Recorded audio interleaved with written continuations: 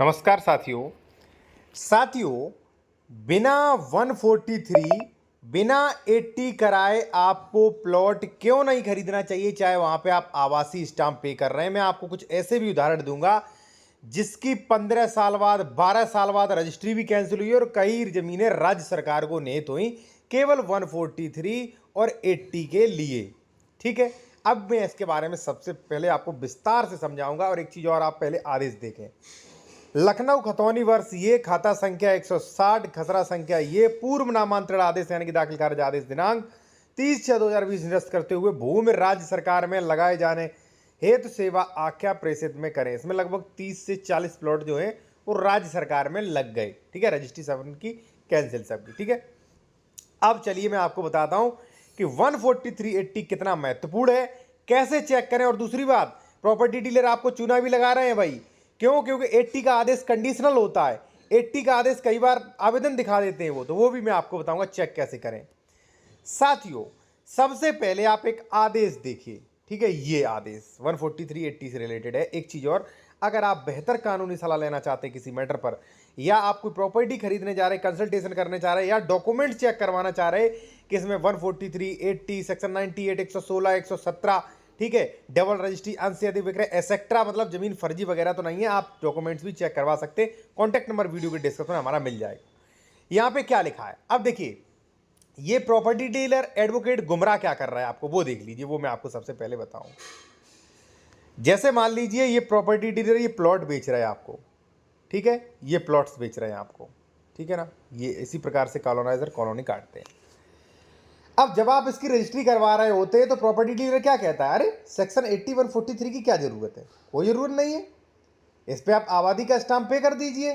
ठीक है, और इस पे लिखवा दीजिए रजिस्ट्री पे आवासी, लैंड यूज आवासी, नहीं माना जाएगा आवासी, चाहे भले ही आप कितना हैवी स्टाम्प पे कर दो। प्रूफ दूंगा अभी मैं इसका। ठीक है, कई बार क्या करते प्रॉपर्टी डीलर, जैसे प्लॉट खरीद रहे हो, वो सेक्शन 80 का फर्जी आदेश दिखा देते। मेरे पास कम से कम जैसे मान लीजिए 100 में से 30 फर्जी आदेश आते हैं। कई बार कंडीशनल आदेश लगे होते हैं, लेकिन भाई ग्राहक तो जानता नहीं इतना, एडवोकेट के पास जाता है वो भी नहीं बताता है। इसलिए नहीं बताता है भाई, उसे रजिस्ट्री करने से मतलब प्रॉपर्टी डीलर तो कई रजिस्ट्रियां लाएगा उसके पास। ठीक है, सब एक दूसरे के जाने हुए होते तहसील में। ठीक है, तो आवेदन दिखा देते हैं।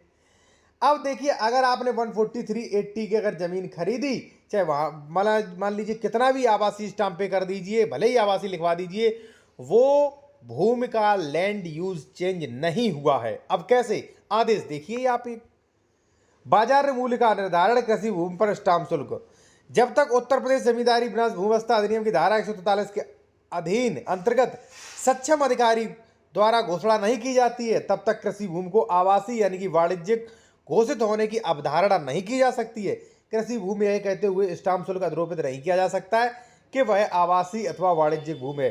कृषि भूमि मात्र इस आधार पर आवासीय वाणिज्यिक भूमि नहीं मानी जाएगी। स्पष्ट है भाई। ठीक है, ना ही उस पर दीवार हो गया तो मानी जाएगी। ठीक है ना, ना ही आप मान लीजिए वाणिज्यिक वगैरह दे देते तो उससे भी आवासीय नहीं माना जाता है। ठीक है ना, अब आप कहेंगे चलिए सर नहीं माना जाता है तो होगा क्या? कुछ नहीं होगा। अब मैं आपको बताऊंगा होगा क्या भाई। ठीक है, अब ये तो स्पष्ट हो गया कि जैसे मान लीजिए आपने 14380 नहीं कराया तो ये आवासीय नहीं मानी गई है।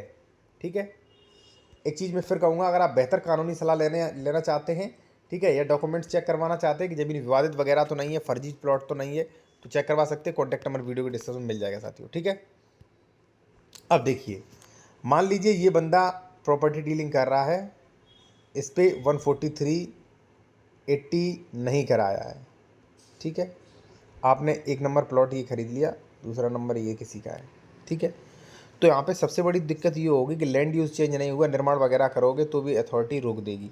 दूसरी बात यहाँ पे साथियों मैं आपको बता दूं, अर्बन प्लानिंग डेवलपमेंट्स के भी नियम लागू होते हैं। अगर महायोजना वगैरह में है तो वहाँ पे लेआउट जारी होगा, 14380 का काम नहीं करेगा। ठीक है ना, वो भी आप जान लीजिए। अब साथियों, ये आपने खरीद लिया, चलिए, तो पहला तो ये है ड्रॉबैक का भाई, जो मान लीजिए जिसने खरीदा है, सॉरी, जो मान लीजिए अथॉरिटी है वहाँ की निर्माण से रोक सकती हैं। आप कहोगे इससे कोई फ़र्क नहीं। अब सबसे बड़ा जब रजिस्ट्री और जी जा सकती है, जैसे मान लीजिए आपने क्या किया, प्रॉपर्टी डीलर देखा SC ST कैटेगरी से है, अगर वो प्रॉपर्टी डीलर SC है ओनली, ST तो छोड़ ही दीजिए, वो तो मायने ही नहीं रखता है। अगर SC कैटेगरी से है साथियों, ठीक है ना, तो यहाँ पे साथियों अगर उसने या तो धारा 98 करवाए, ठीक है पहली चीज़, या 143(80) करवाए, तभी वो ये प्लॉट बेच सकता है। बिना 98, बिना 143(80) ने अगर SC ST कास्ट वाले कैटेगरी ने अगर रजिस्ट्री कर दी तो वो रजिस्ट्री प्रारंभ से ही शून्य रहेगी और उसका जो सेक्शन 98 का उल्लंघन माना जाएगा और ज़मीन राज्य सरकार में नहीं तो हो जाएगी, जैसा कि पहले हुई है, ये देख सकते हैं आप, ठीक है ना। तो बहुत बड़ा ड्रॉबैक है। और सबसे बढ़िया ये है कि भाई अगर मान लीजिए आप कोई प्रॉपर्टी खरीदना जा रहे हैं तो कंसल्टेशन आप बेहतर एडवोकेट से कर सकते हैं, ठीक है, मुझसे भी कर सकते हैं। कॉन्टैक्ट नंबर वीडियो डिस्क्रिप्शन में मिल जाएगा और डॉक्यूमेंट्स भी चेक करवा सकते हैं साथियों। धन्यवाद साथियों।